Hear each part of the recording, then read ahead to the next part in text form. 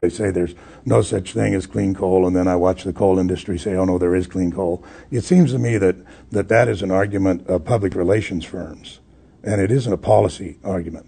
Back in Wyoming, the governor, Dave Friedenthal, is looking to spend less time debating and more time finding a practical solution that all sides can buy into. How confident are you about this technology for carbon sequestration? Actually, that's part of the problem, is that for 8 to 10 years, we've been completely unable to get the federal government to make the investments to see if it works. A Democrat, Friedenthal is frustrated that Wyoming has spent years and millions of state dollars to develop clean coal with no federal assistance. He's been a vocal critic of the past Bush administration's policy towards clean coal. We passed the first legislation to facilitate carbon sequestration in the country, recognizing that coal is going to be part of the energy mix in America going forward and in the world. But we need to figure out a way to turn it into a low-carbon fuel. Even some in the industry agree that what's needed to make real progress is a healthy push in the form of new federal regulations. Regulations like cap and trade, for instance, which would put a price tag on CO2 emissions, forcing companies to pay for their pollution. The trading scheme would allow dirty coal plants to continue to operate by buying pollution credits from cleaner plants. Congressional committees are considering a new bill right now that would use cap and trade to reduce emissions of greenhouse gases like CO2 by 20% over the next decade. When you look at the federal regulations that are going to be coming into existence, what kinds of threats do they pose and what kind of opportunities do they pose to a company like yours? I wouldn't necessarily look at them as threats. We would like regulatory certainty. In other words, tell us what the rules are and tell us what they're going to be for a specific period of time. Because if you look at a facility like this, we're financing a facility that's probably going to be around for 50 years. Why is it that you're hearing now about some coal companies that are saying, go ahead and put federal regulations on us, we want them? Well, because they know it's coming and they want to be involved with shaping them. So that's a good thing. But it's also dangerous because they are going to be sitting at the table doing all they can to insert as many loopholes and other clauses to make it as coal-friendly as possible. And that is going to be the big debate. And it's going to be a really important and really complex debate. While the coal industry may be talking a good game now, historically it's been resistant to change. Los Angeles suffers the worst blanket of smog in its history. Not so long ago, coal-fired power plants spit massive amounts of untreated mercury, sulfur dioxide, and other contaminants straight into the air, creating major pollution and health hazards. That changed when intense public pressure led to the signing of the Clean Air Act by President Nixon in 1970. Only then did coal plants begin to clean up their act. They're doing a better job, for example, on conventional air pollutants, the things that cause smog. But they're not doing it because they're deeply concerned about the effects of burning coal. They're doing it because of the Clean Air Act and because of laws that were passed by Congress, which they fought, kicking and screaming. And now they've put scrubbers on a lot of the coal plants. And so conventional pollutants are in decline. But if you look at the larger planetary impacts of the carbon dioxide, the main greenhouse gas that's going into the atmosphere, new coal plants today are no better than they were 30 years ago. For years, the coal industry was among the loudest in denying the reality of global warming. In fact, the American Coalition for Clean Coal Electricity counts as a member the group that founded the Greening Earth Society. The society created a campaign that attempted to convince the public that more CO2 was good for the Earth. Scientific research shows that enriched levels of CO2 have a positive effect on just about every important food crop around the world. Back in 1998, the group produced this documentary. The reality here is that it's very difficult to find any relationship between carbon dioxide and dramatic global warming. What we know for sure is that the climate change we can reliably expect is both modest and benign. With the election of George Bush in 2000, the coal industry found a staunch ally.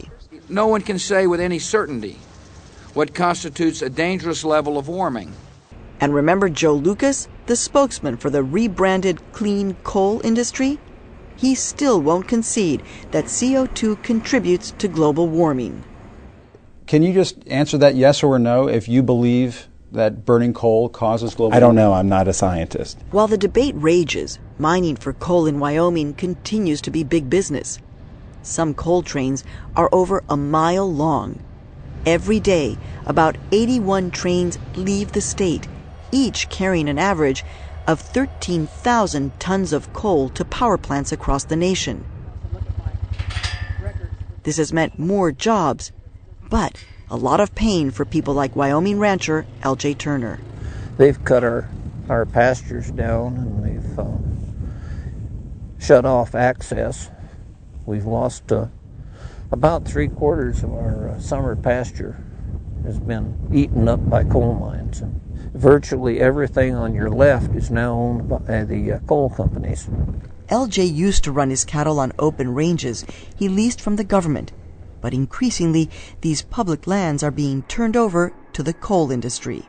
It's federal land, so there's no reimbursement to us. It's just tough luck. You're out of there. On top of losing the open range, L.J. is also losing some of his own land. A few years ago, Basin Electric showed up to inform him that some of his private land would be condemned for transmission lines. Now, this is the projected path that we have for our power line, and this is where we're going to go. And generally, they will also tell you that it is not negotiable. That what they have decided and where they, in their office and on their maps, they have decided to draw this line through, and that's where it's coming. And if it goes over your house, well, sorry about that. L.J. sued to block the construction, but the state court decided that the public's need for another coal-fired electricity plant outweighed L.J.'s private interest in his land. It's kind of difficult to tussle with those people. It's at this point in Wyoming's history, it's not a winnable fight. Coal industry's power extends beyond Wyoming all the way to Washington. Not only has President Obama thrown his weight behind clean coal research, but the industry has powerful bipartisan allies in Congress. There is the Gang of 16, a group of Democratic senators from big coal and Rust Belt states. To win elections in these states, the Democrats need to keep big coal happy. It's a reality Wyoming's Democratic governor lives every day. So, Governor, I had never been to your state. There is an image that people have of Wyoming. Blue skies, wide open spaces. But yesterday we ended up in the Powder River Basin area. You know, the tourists want all these good roads to come visit Yellowstone Park, but they don't want to see any trucks hauling gravel. We have kids that want to go to school. We just don't want to run motels for you guys from New York to come visit. We want to raise our kids and put them through college and hope they do well.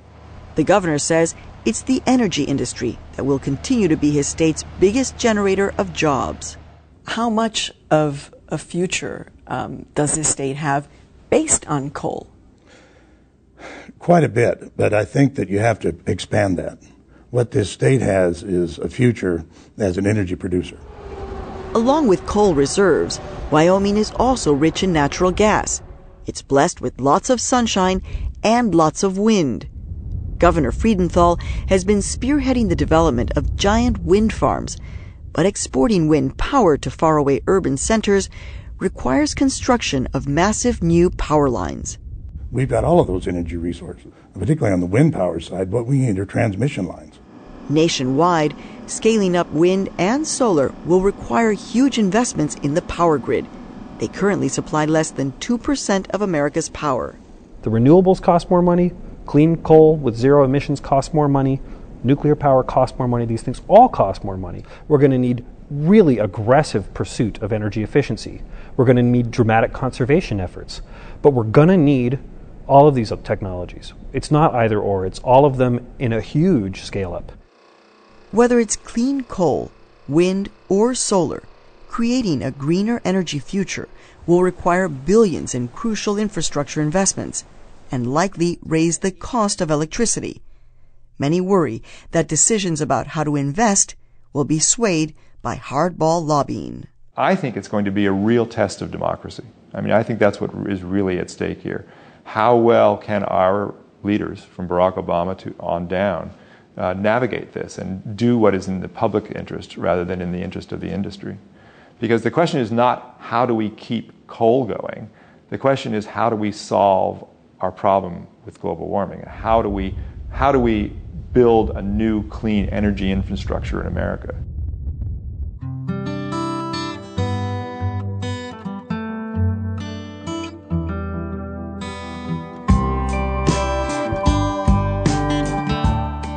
Let me tell you, the coal-fired debate over our energy future does not end there. Read some other energetic arguments on whether coal can be rehabilitated with our latest Issue Clash. That's Now's online interactive debate. You get to play the moderator. You can find it on our website with the help of pbs.org. Connect to Now online at pbs.org. Right now, students are making the final college choice. Well, how green are those colleges? The 2009 College Sustainability Report cards are in. Connect to Now at pbs.org. On the next edition of Now, from Montana to India, the world's glaciers are disappearing. Places that had glaciers 20 years ago, these glaciers have receded quite dramatically. What does it mean for the future of our food and our drinking water? That the really water was happening right now. Our story's about glaciers, but most of all, it's about what happens to people when that ice melts away. That's next time on Now. And that's it for now. From New York, I'm David Brancaccio. We'll see you next week. To order this episode of Now on DVD, call PBS Home Video at 1-800-PLAY-PBS. Now isn't only on your TV. Experience it where and when you want. Like on our website, where you can search to find shows that matter to you. Or download Now podcasts from iTunes to your portable player. Sign up for the Now newsletter for updates, and follow us on Twitter and Facebook for insider information. Choose the Now experience that works best for you. And don't worry, your TV won't be jealous.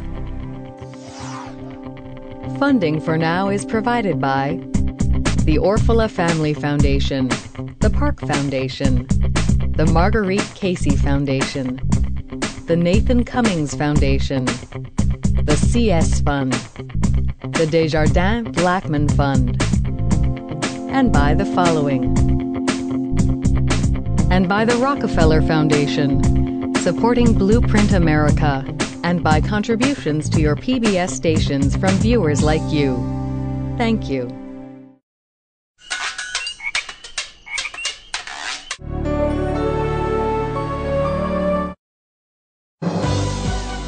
We are PBS.